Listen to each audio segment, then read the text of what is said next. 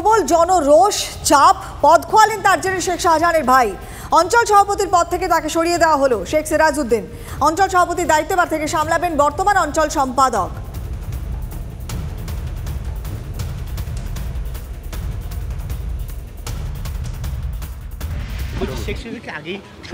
সুকুমারকেও জিজ্ঞেস করবেন, অনেক আগেই ও সিদ্ধান্ত নিয়েছে। বিজেপি সিপিএম করেছে, প্রশাসন ব্যবস্থা নেবে। শেখ সিরাজউদ্দিনকে অনেকদিন আগেই সরিয়ে দেওয়া হয়েছিল, নাকি অনেকদিন আগেই অভিযোগ আসতে শুরু করেছিল? হ্যাঁ, এর আগে অভিযোগ এসেছিল, তখন শেখ সিরাজউদ্দিনকে সরানো হয়। আপাতত দায়িত্ব আছে ওখানে অজিত মাইতি। তার বিরুদ্ধেও তো অভিযোগ আসছে। দেখুন, অভিযোগ যা আসবে বললেন মন্ত্রী, সব দিনই শাহজাহানের ভাই সিরাজউদ্দিনের বিরুদ্ধে এই মুহূর্তে সন্দেশখালী ফুঁসছে। আর এবারে সিরাজউদ্দিনের বিরুদ্ধে জমি দখলের অভিযোগ জমা পড়ল পুলিশ ক্যাম্পে।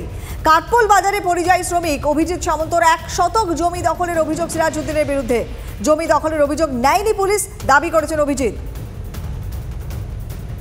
সাধারণ মানুষ বেড়মজুর এলাকার তারা কিন্তু অভিযোগ জানাচ্ছেন। এতদিন পর পুলিশ ক্যাম্প করে অভিযোগ শুনতে এসেছে এবং সেই অভিযোগ দিতে কিন্তু যাচ্ছেন সাধারণ মানুষ। বেড়মজুর কাঠপোল নতুন বাজারে আমার এখানে ঘর ছিল, একটা খড়ের ঘর ছিল।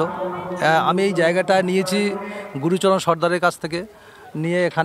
এখানে ঘর ছিল। সেই ঘরটা যখন ডাক্তারবাবু এখানে ক্ষমতায় আসে, পাওয়ারে আসে শেখ ডাক্তার সিরাজউদ্দিন শেখ, সেই ঘরটা ভাঙচুর করে পেছনে একটা পুকুর ছিল, সেই পুকুরটাও মাটি ভিড়িয়ে নিয়ে উনি এখানে জবরদখল করে। তারপরে আমি এইটা জানার পর আমি বাইরে কাজ করি, আমি পরিযায়ী শ্রমিক, বাইরে কাজ করি। এই সংবাদটা যাওয়ার পরে আমি ওখান থেকে আসার পরে দেখলাম হ্যাঁ আমার জায়গাটাকে সব ভেঙে চুরে কমপ্লিট করে দিয়েছে। তারপরে আমি ওনার কাছে গেলাম অভিযোগটা নিয়ে, যে ডাক্তারবাবু আমার ওখানে তো জায়গা রয়েছে, জায়গা কিনে রেখেছি আমি, তা ঘরটা বাঁধা ছিল, তা আপনি কেন আমার ঘরটা তুলে ভেঙে দিয়েছেন? বলছে আমার জায়গার সামনে আমি আর কাউকে বসতে দেবো না। থানায় অভিযোগ যাওয়ার জন্য আমি চিন্তা নিয়েছিলাম, কিন্তু সবাই যেটা বলছে যে থানায় গেলে কোনো অভিযোগ নেয় না, এখন পার্টির বড় বড় বাবুদের কাছে অভিযোগ দিতে হবে, তারপর সেই অভিযোগটা নেবে। থানায় গিয়ে কোনো অভিযোগ নেবে না, আমি থানায় কোনো অভিযোগ জানাইনি। জমি চলে গিয়েছে অভিজিৎ সামন্তের। 1 শতকের মতো জমি ছিল, যার ভ্যালুয়েশন 5 লক্ষ টাকার বেশি। সেই জমি কিন্তু সিরাজ ডাক্তার হস্তগত করেছেন। খাতায় অভিযোগ লিখে আজকে কিন্তু সেই অভিযোগপত্র পুলিশ ক্যাম্পে জমা করলেন অভিজিৎ সামন্ত। ক্যামেরা অর্ঘর সঙ্গে সুমন, TV9 বাংলা, বেড়মজুর। আর এ নিয়ে আমরা প্রতিক্রিয়া পেয়েছি অধীর রঞ্জন চৌধুরী। তিনি কি বলছেন একবার একটু শোনাই। ওখানকার পুলিশ সবে জানে, অত টেন্ট খাটিয়ে পাবলিককে না ডেকে সেই থানা তো রেকর্ড আছেই, কারা কারা এতদিন ধরে অভিযোগ জানাতে এসেছিল। প্রত্যেকটা থানায় তো সিসিটিভি আছে, সেগুলো দেখলেই তো পাবে। ওখানকার পুলিশের মদতে সব কিছু হয়েছে। পুলিশের সরাসরি মদত ছাড়া এত বড় সাম্রাজ্য গড়ে তোলা যায় বলুন? আজকে সেখানটায় মৃতের দেহে আতর ছড়ানোর চেষ্টা করেছে, সুগন্ধি ছড়িয়ে ব্যাপারটাকে ধামাচাপা দেওয়ার চেষ্টা করছে। ইংরেজিতে যাকে বলা হয় ড্যামেজ কন্ট্রোল এক্সারসাইজ। সন্দেশখালীতে ক্রমশ কোণঠাসা শাসক এলাকাতে গিয়েছেন পার্থ ভৌমিক, সুজিত বসু। সে ছবি আমরা আপনাদের সামনে সকাল থেকে তুলে ধরছি। শেষ দপ্তরে আধিকারিকদের নিয়ে গ্রামে গ্রামে মন্ত্রী যান। ভেরিতে অবৈধ নির্মাণের অভিযোগ মেনে নিয়েছেন শেষমন্ত্রী। আগে দখলের অভিযোগ পাইনি দাবি করেছেন শেষমন্ত্রী। এখনো পর্যন্ত 250টি অভিযোগ, সমস্তটা খতিয়ে দেখা হচ্ছে দাবি করেছেন সুজিত বসু। গ্রামবাসীদের ক্ষোভে অবশেষে কি তাহলে শাসকের টনক নড়ল? মানে আমাদের যে ক্যানেল ছিল, সেই ক্যানেলটাকে অবৈধভাবে কিছু নির্মাণ করিয়ে নিজেদের ভেরির মধ্যে জল ঢুকিয়ে দেওয়া হয়েছিল। আমরা সেগুলো সব রেস্টোর করছি। কি ব্যবস্থা করবেন তাহলে? হ্যাঁ, না রেস্টোর করছি, আমরা কথা বলছি। গ্রামের মানুষের যা যা অভাব অভিযোগ, অভিযোগ তো আগেও ছিল, কেন ব্যবস্থা নেননি? আগে অভিযোগ আমাদের কাছে যায়নি, আগে অভিযোগ আমাদের কাছে আসেনি।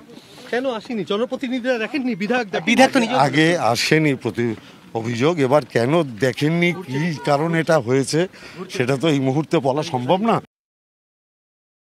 আপনারা তো দেখছেন যে রাস্তা, খালে জল, এই বিষয়গুলো করা হয়েছে, এইটা কি কোথাও অপরাধ নয়?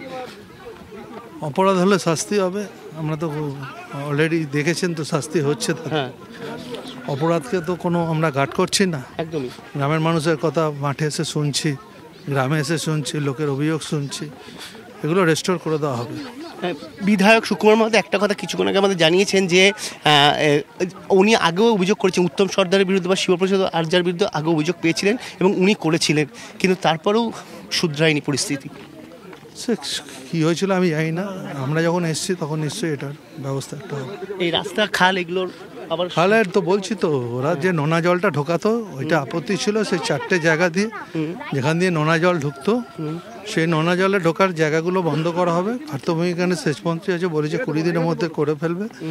আর বাদবাকি রাস্তা টাস্তা নিয়ে লোকের অভিযোগ যেটা আছে ওটা নিশ্চয়ই দেখা হবে। আর এদিকে আজকে ঘুরপথে সন্দেশখালী গিয়েও পুলিশি বাধার মুখে পড়তে হলো মীনাক্ষী মুখোপাধ্যায়কে। মাঝের পাড়াতে ডিওয়াইএফআই নেত্রীকে পুলিশ আটকায়। 144 ধারার যুক্তি দেখিয়ে তাদেরকে বাধা দেওয়া হয়। 144 ধারার কাগজ তখন দেখতে চান মীনাক্ষী, কাউকে না নিয়ে একা যেতে চান তিনি। পুলিশের সঙ্গে তুমুল বচসায় জড়ান বাম নেত্রী। যে আজকে তাকে বাধা দিয়েছে সে বিষয়ে তিনি নির্দিষ্টভাবে অভিযোগ জানাবেন। সন্দেশখালী থানাতে তিনি অভিযোগ জানানোর জন্য যাওয়ার চেষ্টা করেছিলেন, কিন্তু সেক্ষেত্রেও তাকে বাধা দেওয়া হয়। হ্যাঁ, আপনি এখন ফাইনালি পুলিশ কার বিরুদ্ধে অভিযোগ জানাতে যাচ্ছেন? চলুন সাথে জানতে পেরে যাবেন। পার্থ ভৌমিক, সুজিত বোস, এরা শাহজাহান, উত্তম, শিবু প্রসাদ হাজরা যে তৃণমূলের গ্রাম সংসদের মেম্বার, এরা তাদের দলের লোক। 12টা বছর ধরে এরা মানুষের উপরে অত্যাচার করেছে। মানুষ শাহজাহান, শিবু, উত্তম এবং এই পুলিশের শাস্তি চায়। মানুষ এখানকার পুলিশের কাছে যায়, পুলিশ শাহজাহান, শিবু, উত্তমদের কাছে পাঠিয়ে দেয়। নির্দিষ্ট গ্রাম আছে, সেই গ্রামের রাস্তা আছে, সেই গ্রামের রাস্তা 100 দিনের কাজের টাকায় পঞ্চায়েত থেকে ঢালাই হয়েছিল। কোন কারণে সেই ঢালাই করা রাস্তা কেটে দিয়ে মাটির রাস্তা হলো, আমরা বিডিওর কাছে জানতে চাই। মীনাক্ষী মুখোপাধ্যায়কে পুলিশি বাধার মুখে পড়তে হয়। আর এই প্রসঙ্গ নিয়ে মন্ত্রী পার্থ ভৌমিককে প্রশ্ন করা হলে তিনি কি বলেন একবার একটু শুনুন। আমার মনে হয় না পুলিশ বাধা দিচ্ছে, আমি দেখেছি অটো করে টোটো করে ঘুরছি। না না না না, আমি তো সব কথা বড় কথা হচ্ছে আমি আজকে ইরিগেশন ডিপার্টমেন্টের মন্ত্রী হিসাবে এসেছি মানুষের অভাব অভিযোগ শুনতে। আমি কোনো পলিটিক্যাল লিডার হিসেবে আসিনি। এক, দ্বিতীয় নম্বর, আমি মীনাক্ষী ম্যাডামকে দেখেছি অটো টোটোয় করে ঘুরছে, 50 জন মহিলাও সাথে ছিল, সব দেখেছি। আবারও চলে যাবো বেড মজুরে, আবারও নতুন করে উত্তেজনা। সুমন রয়েছেন। সুমন, কি পরিস্থিতি আবার? কোন জায়গা থেকে রাস্তায় বেরোতো? আমাদের বাড়ির কাছ থেকে বেরলাম। তুমি দেখতে পাচ্ছ বেড়মজুরে যেখানে যেখানে বিক্ষোভ হচ্ছিল সেখানে কিন্তু এখনো গ্রামবাসীরা তারা কিন্তু বিক্ষোভ দেখে যাচ্ছেন এবং তারা পুলিশকে বলছেন যে পুলিশকে তাদের দায়িত্ব পালন করতে। কি বলছেন শুনুন। পুলিশদের জন্য বেরোতে হলো, মমতার পুলিশদের জন্য, মমতার পুলিশদের জন্য আমাদের এই হলো। মমতার পুলিশ যেরকম অত্যাচার করছে, থানায় গেলে আমাদের কোনোই নেই, কোনো জায়গায় গেলে বলে সাজান শেখের কাছে চলে যান, তাহলে আমাদের নিরাপত্তা কোথায়? দেখতে পাচ্ছ যে এইভাবেই কিন্তু বিক্ষুব্ধ মানুষ তারা কিন্তু পুলিশকে সামনে পেয়ে তাদের বিক্ষোভের কথা প্রকাশ করছেন এবং মহিলা পুলিশের র্যাব তারা কিন্তু কোনো মতে পুলিশদের সরিয়ে দিচ্ছে, পুলিশরা তারা কিন্তু আদিবাসীদের সরিয়ে দিচ্ছেন এবং সরিয়ে তাদের বাড়ি পাঠানোর ব্যবস্থা করছেন। তবে এতদিনের চাপা ক্ষোভ, সেই ক্ষোভ কিন্তু বিস্ফোরণের মতন বেরোচ্ছে।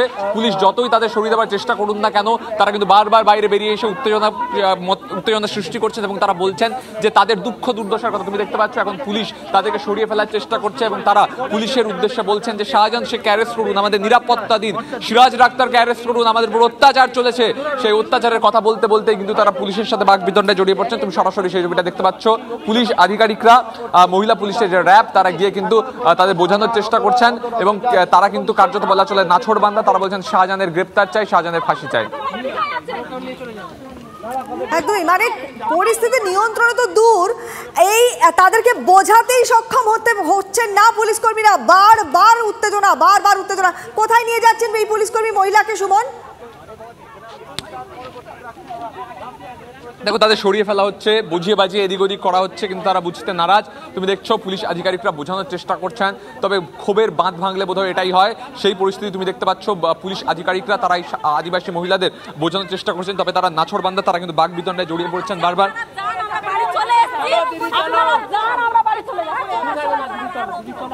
দেখতে পাচ্ছ পুলিশ আধিকারিকরা তারা কিন্তু কোনো মতে বুঝিয়ে এই মহিলাদের বাড়ি পাঠালেন যারা এতক্ষণ ধরে বিক্ষোভ প্রদর্শন করছিলেন এবং কার্যত বলা চলে পুলিশ প্রশাসনের সামনে কার্যত তারা তাদের ক্ষোভের বহিঃপ্রকাশ করলেন এবং শেষ পর্যন্ত বেড়মজুরের এই এলাকার পরিস্থিতি অন্তত কিছুটা হলেও নিয়ন্ত্রণে এলো।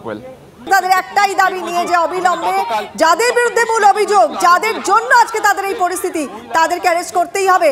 লাঠি ঝাঁটা হাতে, মুখে কাপড় বেঁধে তারা আবারও রাস্তায়। সুমন রয়েছেন আমাদের সঙ্গে। সুমন, কোনোভাবেই তাদের সঙ্গে একটু কথা বলা যায় যে কেন তারা আশ্বস্ত হতে পারছেন না, কেন? দেখো অনেকক্ষণ পরে পরিস্থিতি নিয়ন্ত্রণে এসেছে। যারা বিক্ষোভ দেখাচ্ছিলেন তাদের কিন্তু পুলিশ অনেক চেষ্টার পর বাড়ি পাঠাতে সক্ষম হয়েছে। আমি দেখাতে বলবো তারা কিন্তু বাড়ি ফিরে গিয়েছেন, তবে তাদের যে ক্ষোভ, সেই চাপা ক্ষোভের কিন্তু বহিঃপ্রকাশ হলো এবং তারা কিন্তু বারবার করে সে কথাই বলছিলেন। তো এভাবেই তারা কিন্তু তাদের বিক্ষোভ চালিয়ে যাচ্ছিলেন। পুলিশ কোনো মতে তাদেরকে বাড়ি পাঠালো। বেশ, নজর রাখো সুমন, আবারও পরবর্তীতে যোগাযোগ করছি। গতকাল আমরা দেখিয়েছিলাম ফুলমণির পায়ের ওপর দিয়ে পুলিশ গাড়ি চালিয়ে দেয় বলে অভিযোগ ওঠে। স্বামী লুকিয়ে সন্তানের মুখে ভাত তুলে দিতে পারেননি তিনি।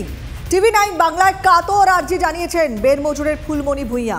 পুলিশ মিথ্যে মামলা দিয়ে ফাঁসানোর চেষ্টা করছে বিস্ফোরক ফুলমণি। অপরাধীরা ঘুরে বেড়ায়, আমাদের ধরে, কেস দেয়, এমনই অভিযোগ করেছেন ফুলমণি।